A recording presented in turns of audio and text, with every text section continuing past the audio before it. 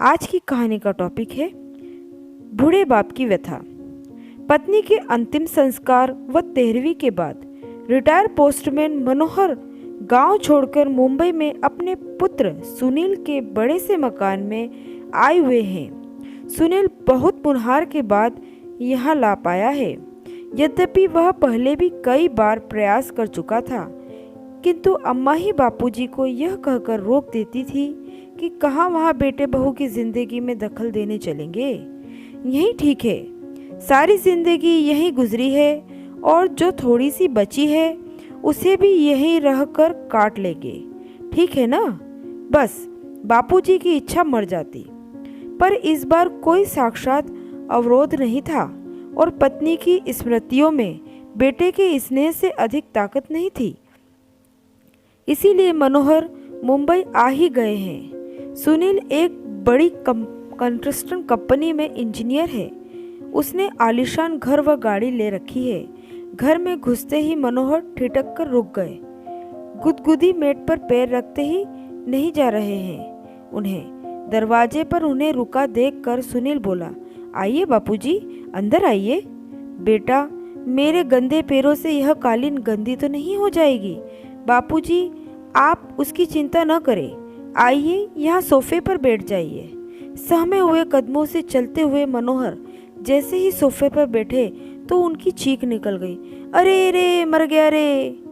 उनके बैठते ही नरम और गुदगुदा सोफा ही गद्दी अंदर तक धंस गई थी। इससे मनोहर चीख कर चीख पड़े थे। चाय पीने के बाद सुनील ने मनोहर से कहा, बापूजी, आइए, आपको घर दिखाता हूँ अपना। जरूर बेटा, चलो। बापूजी, यह है लॉबी जहाँ हम लोग चाय पी रहे थे। यहाँ पर कोई भी अतिथि आता है तो चाय नाश्ता और गपशप होती है। यह डाइनिंग हॉल है, यहाँ पर हम लोग खाना खाते हैं। बापूजी, यह रसोई है और इसी से जुड़ा हुआ यह भंडार घर है जहाँ रसोई से संबंधित सामग्री रखी जाती है। यह बच्चों का कमरा है। तो बच्चे क्या अपनी माँ के साथ नहीं रहते? बापूजी, यह शहर है और शहर में मुंबई है। यहाँ बच्चे को जन्म से ही अकेले सोने की आदत डालनी पड़ती है। माँ तो बस समय समय पर उसे दूध पिला देती है और उसके बाद शेष कार्य आकर आया कर जाती है।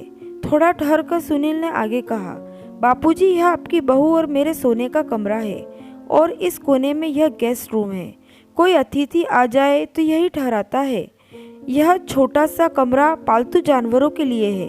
कभी कोई कुत्ता आदि पाला गया तो उसके लिए व्यवस्था कर रखी है। सीढ़ियाँ चढ़कर ऊपर पहुँचे, सुनील ने लंबी चौड़ी छत के एक कोने में बने एक टीन की छत वाले कमरे को खोलकर दिखाते हुए कहा, बापूजी, यह है घर का कबाड़ खाना।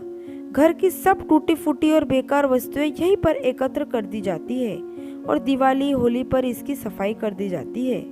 ऊपर ही एक बाथरूम और टॉयलेट भी बना हुआ है।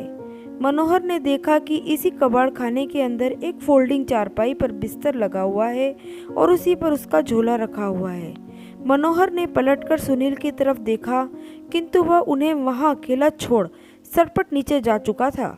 मनोहर उस चारपाई पर बैठकर सोचने लगे कि कैसा यह घर है जहाँ पाले जाने वाले जानवरों के लिए अलग कमरे का विधान कर लिया जाता है, किंतु बूढ़े माँ बाप के लिए नहीं। इसके लिए तो कबाड़ का कमरा ही उचित आवास मान लिया गया है। नहीं, अभी मैं कबाड़ नहीं हुआ हूँ। सुनील की माँ की सोच बिल्कुल सही थी। मुझे यहाँ नहीं आना चाहिए था। अगली सुबह जब सुनील मनोहर के लिए चाय लेकर ऊपर गया तो कक्ष को खाली पाया।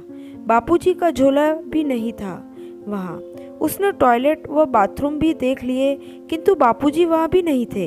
वह झट से उतरकर नीचे आया तो पाया कि मेन गेट खुला हुआ है। उधर मनोहर टिकट लेकर गांव वापसी के लिए सवेरे वाली गाड़ी में बैठ चुके थे। उन्होंने कुर्ते की जेब में हाथ डालकर देखा कि उनके अपने घर की चाबी मौजूद थी। उन्होंने उसे कसकर मुट्ठी में पकड़ लिया।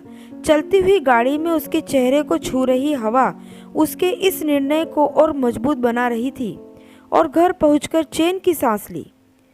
दोस्तों, जीवन में अपने बुजुर्ग माता पिता का उसी प्रकार ध्यान रखें जिस प्रकार माता पिता बचपन में आपका ध्यान रखते थे, क्योंकि एक उम्र के बाद बचपन फिर से लौट आता है।